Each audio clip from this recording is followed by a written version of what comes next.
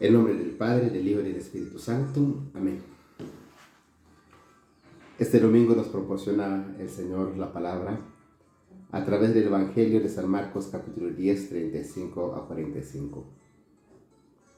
En aquel tiempo se acercaron a Jesús los hijos de Zebedeo, Santiago y Juan, y le dijeron: Maestro, queremos que nos hagas lo que te vamos a pedir. Les preguntó: ¿qué quieren que haga por ustedes? Contestaron: concédenos sentarnos en tu gloria, uno a tu derecha y otro a tu izquierda. Jesús le replicó: no saben lo que piden. ¿Pueden beber el cáliz que yo he de beber o bautizarse con el bautismo que yo voy a bautizar? Contestaron: podemos. Jesús les dijo: el cáliz que yo voy a beber, lo beberán, y serán bautizados con el bautismo con que yo me voy a bautizar. Pero al sentarse a mi derecha o a mi izquierda no me toca a mí concederlos, sino que es para quien está reservado. Los otros 10 discípulos, al oír aquello, se indignaron contra Santiago y Juan.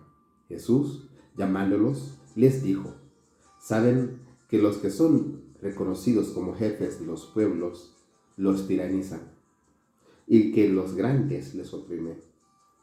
No será así entre ustedes. El que quiera ser grande entre ustedes, que sea su servidor. Y el que quiera ser primero, sea esclavo de todos.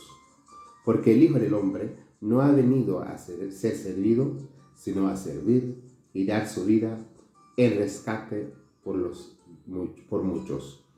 Palabra del Señor. Gloria a ti, Señor Jesús.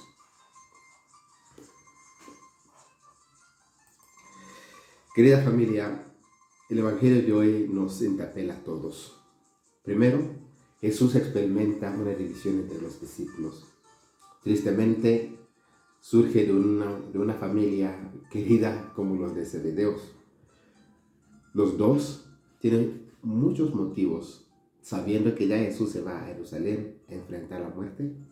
Ellos buscan privilegio, buscan posiciones.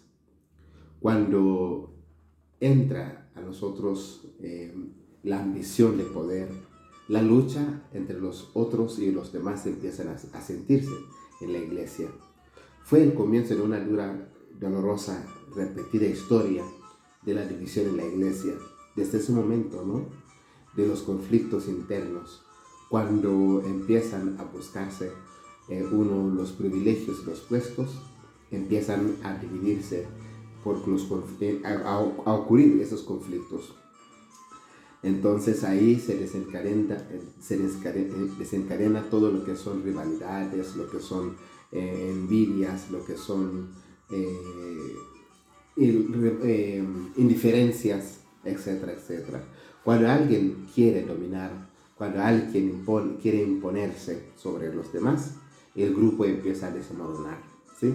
Asimismo, en cualquier asociación, en cualquier comunidad, en cualquier familia, nacen enfrentamientos con una violencia más explícita. Y muchos entonces a veces terminan optando a quedar callados, optando a la pasividad, optando a la indiferencia y a veces también optando al alejamiento. Jesús, al constituir los 12, querían que ellos fueran otro distinto cara de la sociedad, ¿sí? Él quería dar una nueva mirada a un tejido social, ¿sí? La de esmerarse en la capacidad de servirnos, ¿sí? La de servir a los más pobres, la de servir a los más frágiles, la de servir a los marginados. Una tarea claramente muy difícil, pero bueno, que se hace frente a una mentalidad como la nuestra, donde se ha infiltrado también hasta la iglesia, con criterios mundanos de dominar, ¿no?, de afán de poseer, de enseñorarnos sobre a los demás, de intentar algunos imponer, incluso buscando por cualquier motivo, por modos, de dominación a los demás. Y aparecen entonces, por ejemplo, los títulos, las vestiduras nobles para indicar el rango, la jerarquía, para distinguirnos del resto de los bautizados. ¿Sí? Ahí empiezan los tronos, ahí empiezan los pactos de poder, aquí empieza la cuestión de las influencias políticas, etcétera, etcétera. Pero qué bueno que nosotros como cristianos recuperáramos entonces esta posición donde Jesús nos dice, si el que quiere ser grande, que sea el servidor. Porque a nosotros no sabemos, como nos dice la palabra, no sabéis lo que están pidiendo. Sí que, y ellos decían que sí sabían lo que pedían.